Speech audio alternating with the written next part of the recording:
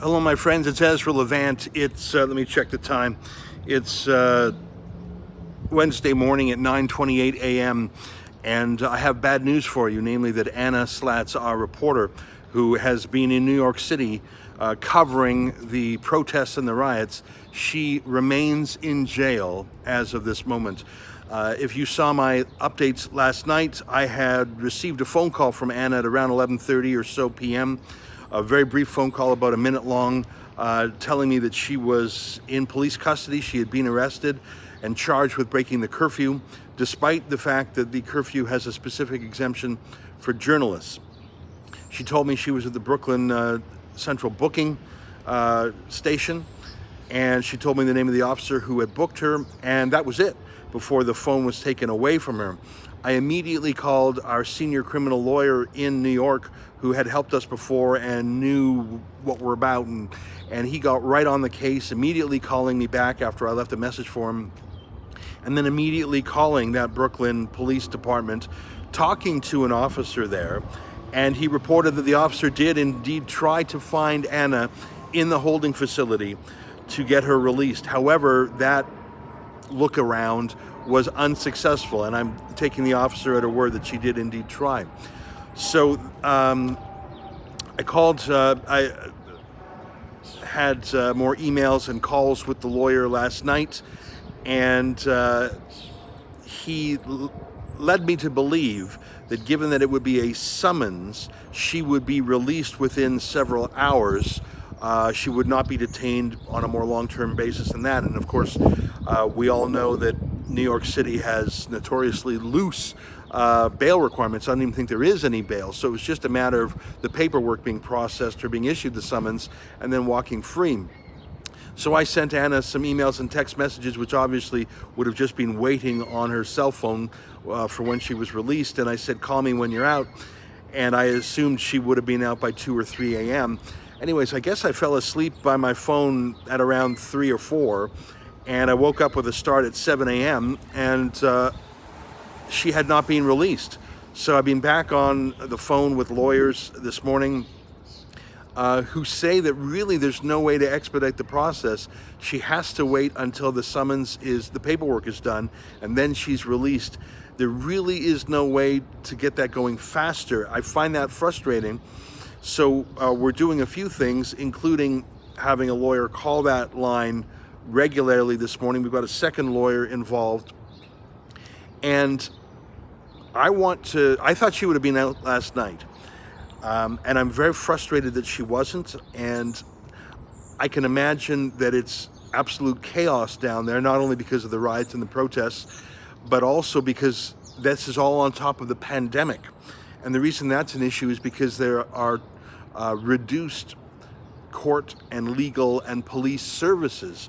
And I don't know exactly what those details are. Our New York lawyer started to tell me about one of them last night involving quarantine and moving around and things like that. So the chaos of the mass riots and protests is a challenge enough, but then to lay that on top of the pandemic, I think that may be why she was not released as our lawyer had predicted she would be at 2 or 3 a.m. Anyways, I got up at around 7 and started making more phone calls. And frankly, I thought I'd better go down to New York City. And if you can believe it, there is only one Air Canada flight from Toronto to New York today. Just one. And I should tell you, I used to do that route from time to time. There used to be 10, 20 flights a day between Air Canada and other airlines. I found that Air Canada one doesn't arrive till early evening. I found a Delta flight that arrives at around 2.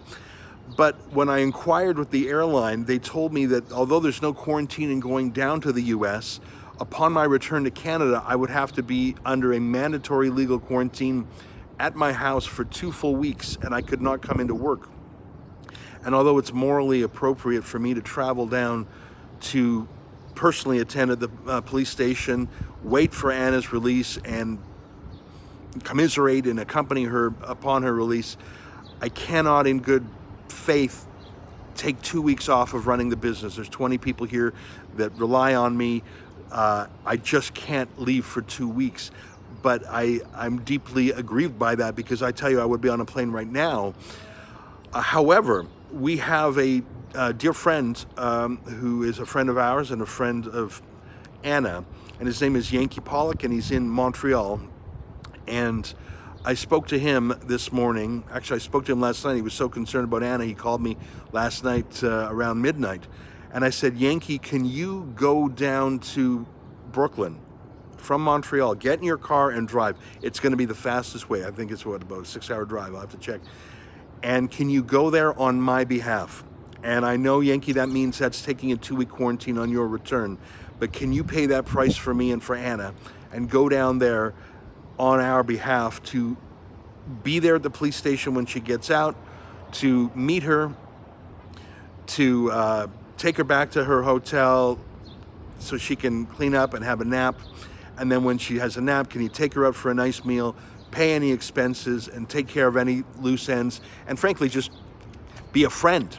And he said yes. And in fact, just before I clicked record on this live stream, I just spoke to Yankee, and he was already in the car on the way down. So he's a dear friend to both Anna, and he's becoming a dear friend to me. And he's filling the gap for me. And were it not for that 14-day quarantine, I would be on my way myself, but I regret that I cannot make that decision. So we have 2 lawyers working, but I think they're working somewhat impotently, I have to tell you. I mean, we've got an excellent New York law firm, and we've just engaged another lawyer this morning to sort of help manage and think. But it's a very simple thing, actually. Get the summons and get released. I mean, you can have all the firepower in the world, but it's not really going to speed things up, because it's a simple matter that just has to be done.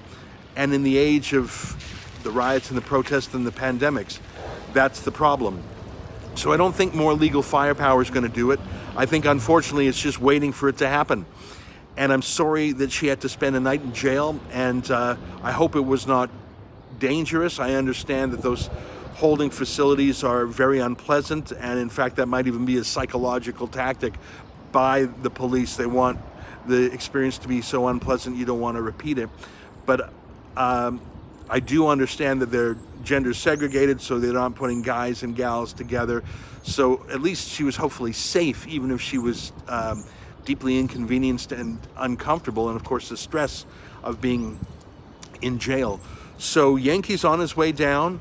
Hopefully Anna will be released before Yankee even gets down there.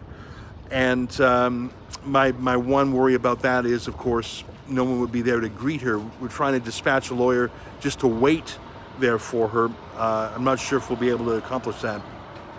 As far as the Legal Defense Fund, SaveAnnaSlatz.com, I think we've raised about $4,000 so far, Canadian, which is about $3,000 US, which should be more than enough to cover the work of the lawyers. In fact, as I mentioned before, you can have the highest power lawyer around, but if you just have to wait for the paperwork to be done, which I think is where we're at, there's not a lot more that can be done. So we're going to give any surplus of the Legal Defense Fund to Anna herself as some sort of moral compensation. Not that we got her into jail, it's just I feel terrible that we didn't get her out faster, though I think we did literally everything we could have done, except for me flying down there personally. And I excuse myself only in that I cannot take myself away from things here for 2 weeks, but our mutual friend Yankee will fill that void. So to summarize, for those who have just joined, I regret that our reporter Anna Slatz, who's done such a great job of covering the U.S. protests and riots, first in Washington for 2 days and then in New York yesterday, I regret that as of this moment, she remains in a police holding cell in Brooklyn. Although we put a top legal eagle on the file last night before midnight, literally moments after Anna gave me her one allowed phone call, she has not been released despite various efforts on our part. And unfortunately, she spent the night in jail as far as we know. I haven't heard from her. We are sending a mutual friend, Yankee Pollock, down by car to greet her. It'll take him several hours to get there. Hopefully she'll be released before that, but in the event that she is not, Yankee's instructions are to wait at the police station for her, to greet her and do whatever personal errands he can on her behalf, even just taking her back to her hotel so she can get cleaned up and whatever else she needs. And finally, as I mentioned, if there is any surplus from the Legal Defense Fund, which I expect there will be, we've raised 4,000 Canadian mini bucks, which is about 3,000 US. I can't imagine that the legal fees would be more than that. So any surplus there we will give to Anna. If you want to chip in, feel free to do so at saveannaslatz.com.